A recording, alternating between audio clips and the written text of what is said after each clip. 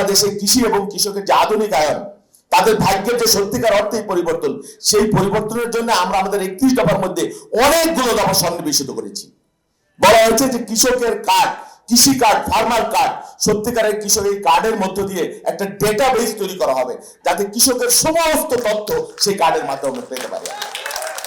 Family কার্ডের কথা বলা হয়েছে। আমরা এবার বলেছি, ঘোষণা করেছি, কমিটমেন্ট করেছি, যা কোনোদিন কোনো রাজনৈতিক দল কখনো করেনি, যে আগামী দিনে শস্য বীমা আমরা তৈরি করব।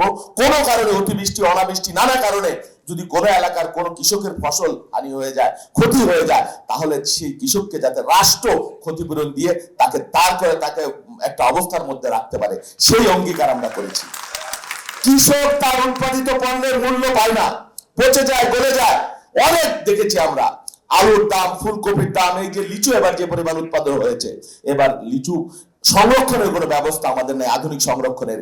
পেঁয়াজ সংরক্ষণের কোনো আধুনিক ব্যবস্থা নাই।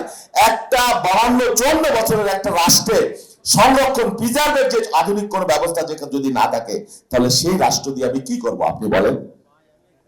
সেই জন্য কৃষক যাতে তার উৎপাদিত পণ্যের ন্যায্য মূল্য পায়, সেই বিষয় নিয়ে আমরা কাজ করব এবং পর্যায়ক্রমে প্রত্যেকটা ইউনিয়নে সরকারি ক্রয় কেন্দ্র আমরা স্থাপন করব। এই কমিটমেন্ট আমরা করেছি এবং আমরা যদি সুযোগ পাই আমরা সেটা করব।